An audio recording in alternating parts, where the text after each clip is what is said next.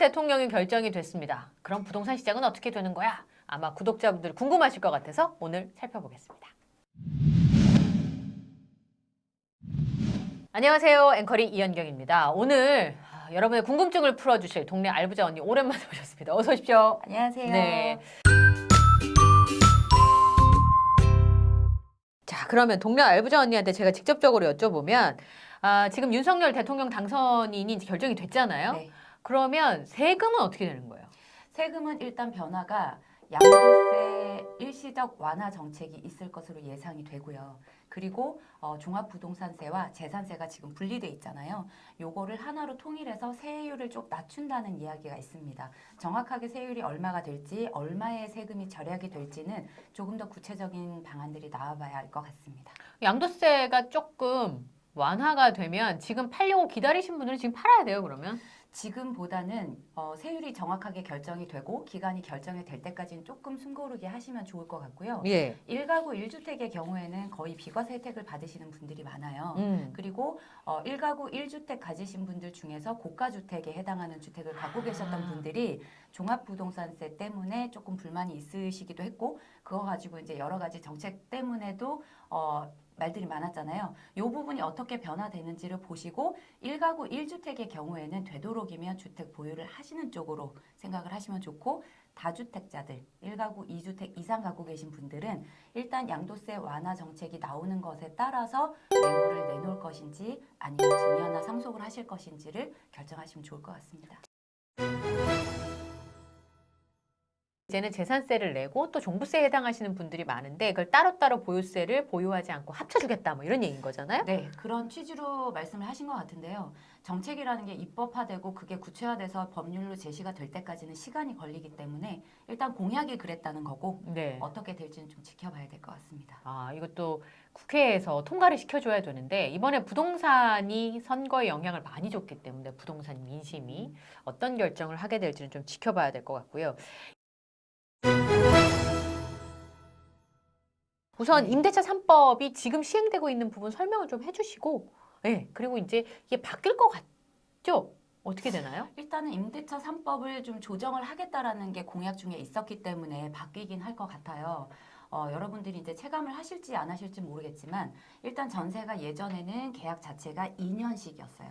그러니까 2년 전세 계약을 하고 아니면 뭐 월세라도 계약을 하고 그다음에 2년 있으면 연장을 할지 아니면은 뭐 더 올려줄지 이런 거를 2년마다 결정을 하게 돼 있었는데 그 실거주자에게 조금 더 안정적인 주거 환경을 제공하고자 했던 게 그 3법이었는데 원래의 취지. 예, 원래 취지는 그래서 좋았는데 그걸 4년으로 그냥 단일화를 시켜버리다 보니까 집주인 입장에서는 지금 2억의 전세를 주면 4년 동안은 올리지를 못하는 거예요. 그러니까 2년 있다 올릴 분까지 계산을 해서 올려서 미리 받아버린 거죠. 그러다 보니까 오히려 그 부담이나 이런 거는 세입자들한테 많이 갔고 그 세입자의 그 몫은 또 은행 대출로 많이 이어지다 보니까 가계 대출이 굉장히 많이 증가를 했고요. 네. 네. 그래서 세입자분들이 한꺼번에 막 1억씩 올려줘야 맞아요. 되니까 아파트로 전세 사시는 분들 또 전세를 옮기시는 분들 굉장히 어려웠었는데 요거는 손을 좀 볼 수 있다라는 얘기를 선거 기간 동안 계속 했으니까 아마 이런 것도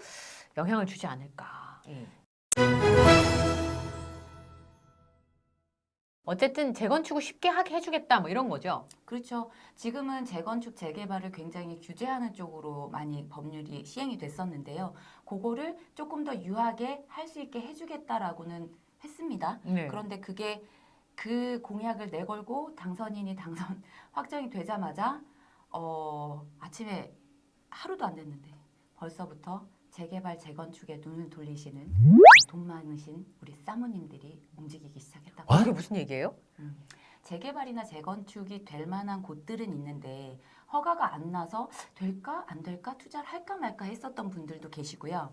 그걸 믿고 내가 거주를 하면서 기다렸던 분들도 계시는데 규제가 너무 심해지다 보니까 오래 살았고 재개발 기다리다가 아유 더 이상 못 견디겠다 해서 그냥 매물로 내놓고 집을 파신 분들도 사실 적지 않거든요. 재건축이 안 될 것 같아서. 안 될 것 같아서 더 기다려야 될 것 같고 된다는 보장이 없고 이러니까 그런 매물들을 이제 돈이 있으신 분들 현금을 많이 갖고 계신 분들이. 그리고 이제 소위 갭 투자라고 하잖아요. 집이 3억인데 전세가 2억 한 5, 6천에 들어와 있어요. 네. 그러면은 한 그 차액만큼 4, 5천만 원만 내 현금이 있으면 집을 살 수 있는, 있으니까. 예, 그렇죠. 사놓고 이제 재건축이나 재개발이 활성화되면 분명한 또 이 보상이 또 몇 배로 오니까 네. 그런 매물을 지금 찾아다니시는 분들이 이미 전화 문의가 쇄도하고 있다고 합니다. 근데 재건축은 만약에 지금 말씀하신 대 그렇게 되려면 들어가 살아야 되잖아요. 주인이 몇 년 이상은. 그렇죠. 예. 그래서 이전에는 들어가 살아야 된다는 거주 조건 때문에 사실은 쉽게 뭐 갭 투자라든지 이렇게 하기가 어려운 상황이었었는데 그런 조항도 풀릴 수 있는 가능성이 있는 건가요? 가능성이 있습니다. 예, 왜냐하면 그런 조건을 다 충족하면서 그런 예를 들어서 지역을 선정을 했어요. 그런데 그 중에 한 20, 30%는 주인 세대가 전혀 살지 않았어요. 한 그러니까 번도. 지금까지는 그런 사람들이 껴있어서 재개발, 재건축에서 발목 잡힌 곳들이 있거든요. 근데 그렇다고 해서 이제 와서 집주인은 무조건 들어와서 2년 살아라 하게 되면 세입자는 어떡합니까? 그렇죠. 그리고 집주인도 자기 뭐 터전을 놔두고 무조건 들어와서 또 살 수 있는 여건이 안 될 수도 있잖아요. 그렇기 때문에 그것 때문에 안 됐던 거면 풀어줄 수도 있다는 뉘앙스가 보입니다. 아, 그러면 갭 투자를 하시려고 하시는 분들한테는 좀 유리한 지형일 수 있다. 그러니까 이게 원래는 갭 투자를 하라고 이렇게 풀어주는 건 아니고 정말 이제 재건축을 오래돼서 해야 되니까 그리고 재개발도 동네가 다 개발이 돼가고 있는데 여기만 낙후돼 있으면 안 되니까 그런 취지에서 풀어준다는 건데 그거를 이제 또 사이사이에 우리가 이제 그 블루오션 있잖아요. 그런 거 하나씩 찾아 먹을 수가 있는 요건이 되는 거겠죠. 그러면 이제 저는 걱정이 되는 게 뭐냐면 이게 이제 이런 얘기를 쭉 들으면 부동산 시장이 내가 집을 살 수 있게 편리하게 된다는 생각보다 집값이 너무 많이 오르겠는데라는 지금도 많이 올랐는데 여기서 더 오르면 어떡하지라는 걱정이 되거든요. 그래서 뭐 집이 있으신 분들은 어쨌든 뭐 2년씩 이렇게 이제 살고 계시니까 집이 없는 사람은 올해 집을 사야 돼요. 그 문제는 정말 애매해요. 이게 올해 집을 사야 됩니다 하는 사람이 있고 조금 기다렸다 사야 된다고 자꾸 주장하시는 분들도 계시는데 제가 전문가들 의견들을 종합해 봤을 때 가장 1번은 답은 뭐냐면 살 수 있을 때 그냥 사는 게 제일 좋다. 아, 한 채일 때 내가 사는 집의 경우에는 그러니까 지금이 꼭지일지 아닐지는 아무도 몰라요. 그걸 알 수 있으면 네. 뭐 그리고 샀는데 일시적으로 한 1, 2년은 또 집값이 안정되거나 떨어질 수는 있습니다. 하지만 부동산은요 절대 내가 산 가격보다 싸게 팔리진 않아요. 반드시 그런 건 아니지만 대체적으로 네, 왜냐하면 보유해야지 세금 혜택을 받을 수 있는 기간이 있기 때문에 보통은 5년 정도 보거든요. 어느 정도 이제 세금 감면도 받고 하려면 5년 정도면 대략 그래도 내가 샀을 때 금액보다는 조금은 올라 있습니다. 아주 이상한 지역에 사지 않으면.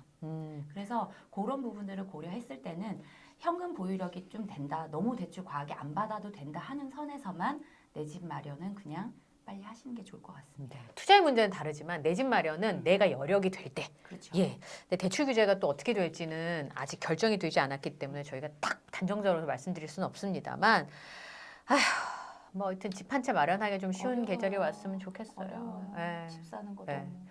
자, 오늘 동네 알부자 언니가 간략하게 정리를 해주셨는데요. 나올 때마다 뉴스를 꼭꼭 챙겨보시고요. 저희 앵커리의 똑TV도 챙겨봐 주시기 바랍니다. 오늘 말씀 고맙습니다. 감사합니다.